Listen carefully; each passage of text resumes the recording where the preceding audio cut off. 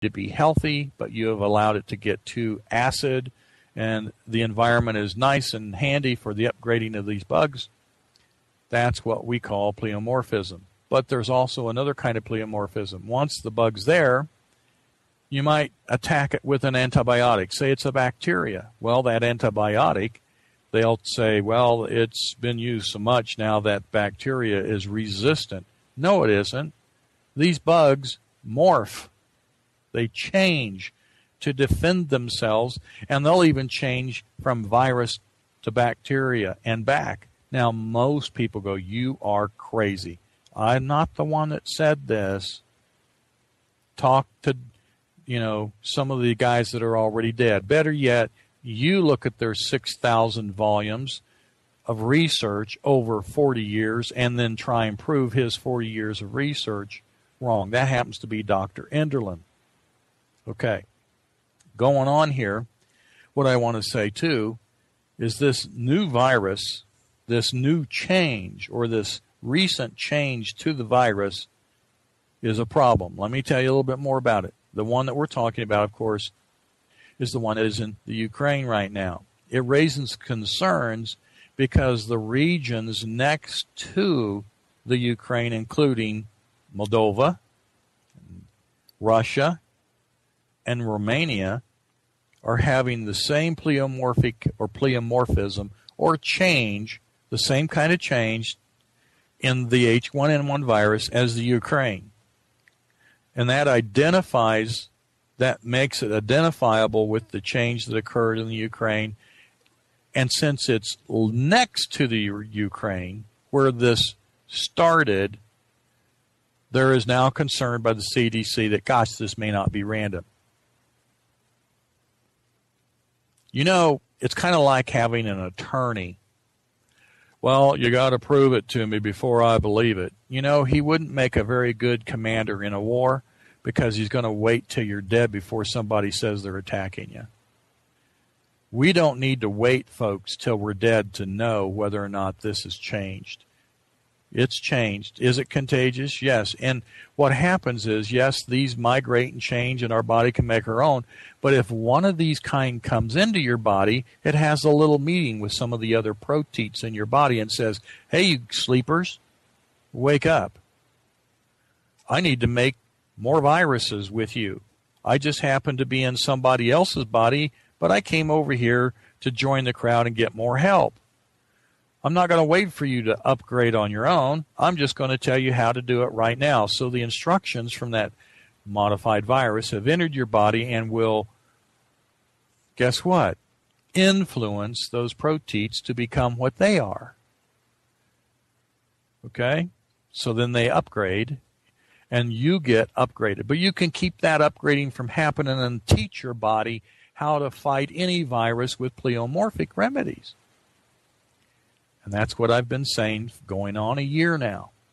But I've been learning this for 10 years. Okay.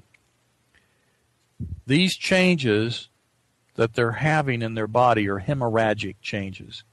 Well, what's that mean? That means that because it's in the lungs, that the lung tissue is bleeding.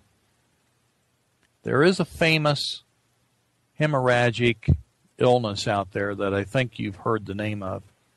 It's called Ebola. I think maybe that's the one all the horror movies are based on, where they're running around in these suits and the ones they wear in the class floor labs. And isn't it interesting that yesterday, of all things, major network news just happened to have a show, a movie, a show, not news, a show, a drama about H1N1 becoming a pandemic killing virus. We're always warned, aren't we? There's more to it than that. There's a lot of information on that show that was hinting at information they know of. I don't have time to go over it. But these sequences that are showing up in Ukraine now have gone to not just Moldova, they've gone to Russia, they've gone to Romania, they're now showing up in India, Nepal, Japan, Spain, and the list is growing, folks. This is how originally H1 started, very slowly, unstoppable, not paying any attention to the borders. They don't know when they cross from Mexico into the U.S., Canada. They don't know when they leave Canada, the North American continent, and go to the European continent. So the Ukraine, by the way, now has 1,005 deaths as of January the 20th. The daily totals are going up each day, meaning that the day before there was 100 deaths. The next day after that, there was 105 deaths. Then the next day after that, there was 120 deaths. As the death rate goes up,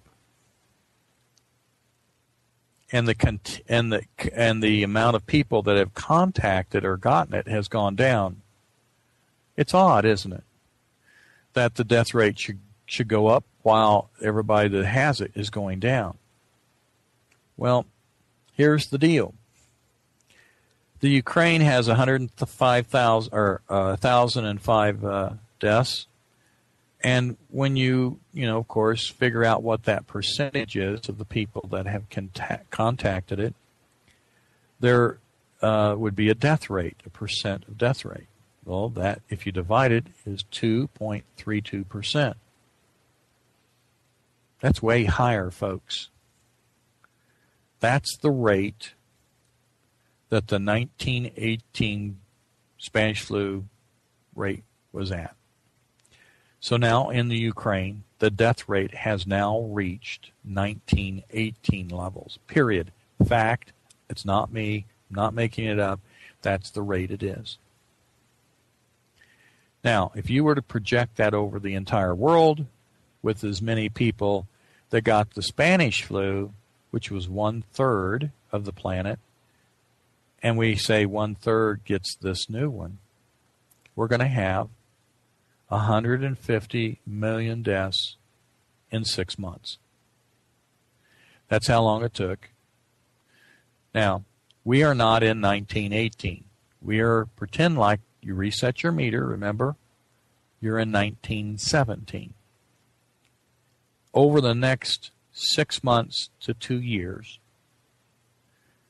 clear up to the end of 2012, this will probably be the pandemic horse that got released and didn't get stopped. So here's what I'm suggesting. Folks, you got to do what you know how to do in order to get ready. And I don't want you waiting any longer. You have to prepare your body with things that are more advanced than silver. You've got to get more advanced than turmeric. You've got to get advanced remedies for this, and it's going to be months that you need to prepare your body. It's a very little investment, and you're going to get a lot from it. Don't think about flu shots. That hasn't changed, folks. In fact, don't try antibiotics. You know MRSA, don't you? You know what that is. That's methicillin-resistant staph. It's a bacteria, kind of this flesh-eating thing. Well, it's connected to the overuse of antibiotics. Don't even get a vaccine. Now, interesting too, France has canceled 7 million of 16 million orders. Hello, some people are waking up. This ain't helping. We have a problem. It's called a new flu, and it's killer. However, if this one particular change called D225G and D225N is what spreads, the death rate is not 2.32%. At this point, it's 100%. We can't afford that either.